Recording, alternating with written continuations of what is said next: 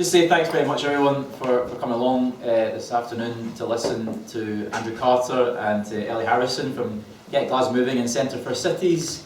Really exciting to have this report, the latest piece of critical work being done to look at improving Glasgow's public transport system, which we know as parliamentarians, people who work for parliamentarians, has been a source of great stress and despair for many years in Glasgow. So just noting in the room, colleagues from across the Greater Glasgow and West Scotland regions, Katie Clark here from West Scotland, Mercedes Villalba, who's actually up from North East, but similar issues clearly in Tayside and Aberdeenshire.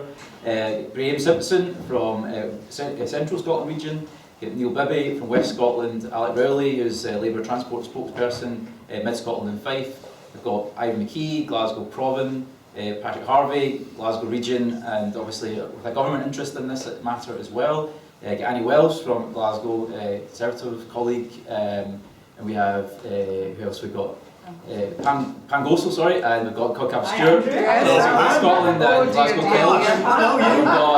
We've got Stuart McMillan from Inverclyde, we've got Ross Greer from West Scotland. Have I missed anyone?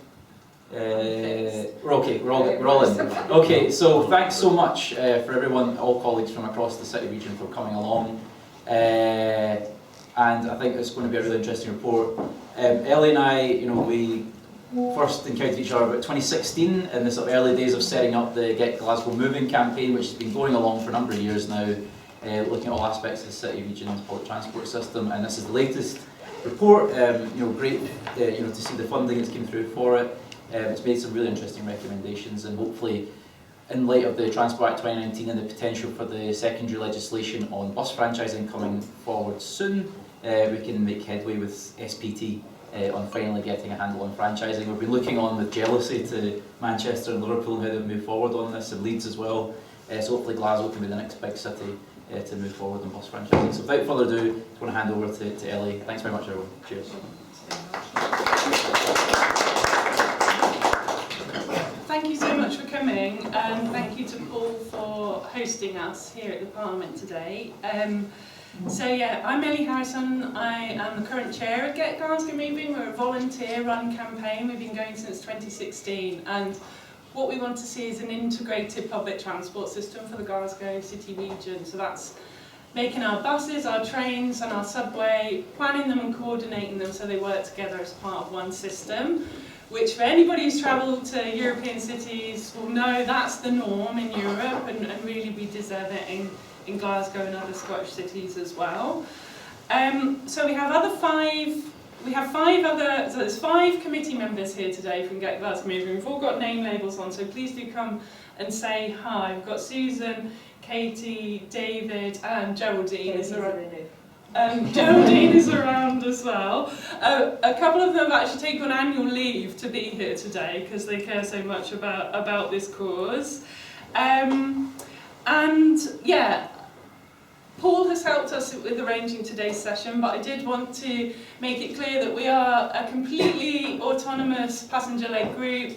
We're not affiliated with any political parties, and we are over the moon to see such an amazing turnout today, and people from all across the political spectrum, because this issue is just so important. It's important for our environment that we get public transport right. It's important for social justice that we get public transport right, and as we're going to see today, it is vital for our economic success that we get our public transport working properly. So here's the agenda. I hope you have all helped yourself to some of the sandwiches and drinks that we've got for you.